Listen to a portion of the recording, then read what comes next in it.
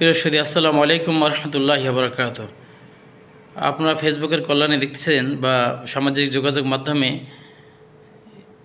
Coca Cola যে পানীয়, এই কোকাকোলা পানীয় বয়কটের সময় এসেছে। কারণ তারা নিজেদের আত্মপরিচয় দেওয়ার মতো মানসিকতা থেকে দূরে সরে এসে অন্যের কাঁধে ভর করে সারা বিশ্বে বাজারজাত করার জন্য প্রক্রিয়া গ্রহণ করেছে। কারণ এইটা যে ইসরায়েলের সম্পদ এবং ইসরায়েলে যে মালিকানাধীন এবং এটা যে ইহুদিদেরই পণ্য, এই ব্যাপারে তো কোনো সন্দেহ নেই।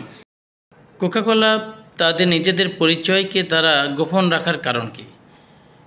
আপনারা লক্ষ্য করবেন যে বয়কটের আন্দোলন বিশ্বব্যাপী শুরু হয়েছে, শুধু বাংলাদেশ না, বিশ্বের সকল দেশে ইসরায়েলের পণ্য যে বর্জন করা, এই বর্জন করা কিন্তু চলমান রয়েছে। এই অবস্থায় বাংলাদেশও পিছিয়ে নেই।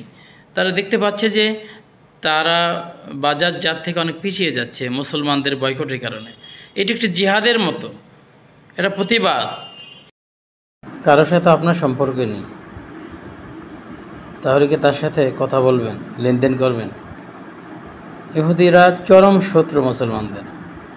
তাদের সাথে লেনদেন করা, তাদের সাথে তাদের শক্তি বৃদ্ধি হয়, বা যেহেতু তারা যুদ্ধে লিপ্ত এবং মুসলমান, বিশেষ করে ফিলিস্তিনের অসহায় নিরস্ত্র মুসলমানদের উপর যেভাবে তারা আক্রমণ করে যাচ্ছে, হাজার হাজার নারী পুরুষ শিশুকে তারা শহীদ করেছে, তাদের শক্তি খর্ব করার জন্য হলেও কি আমাদেরকে তাদের পণ্য বয়কট করা প্রয়োজন নয়?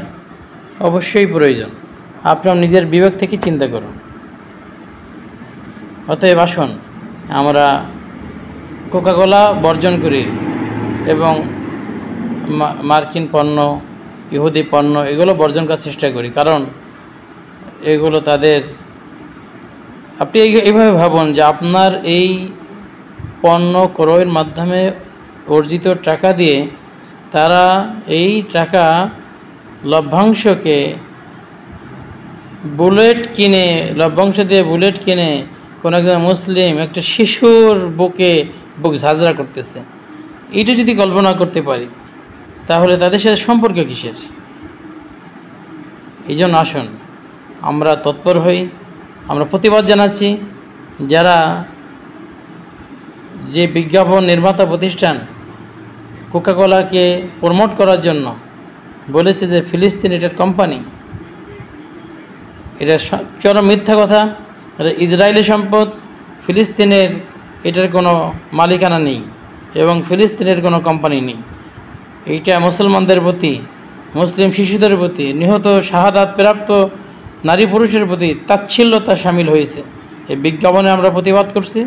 একই সঙ্গে আমরা এই কোকাকোলাকে বয়কট করার জন্য সারা বিশ্বের মুসলিম সমাজকে আহ্বান করছি।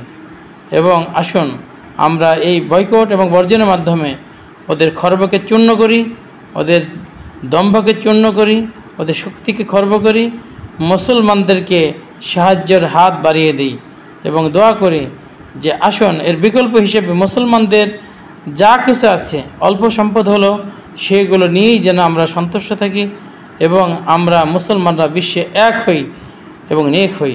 আল্লাহ তাআলা আমাদেরকে তৌফিক দান করেন। আমিন।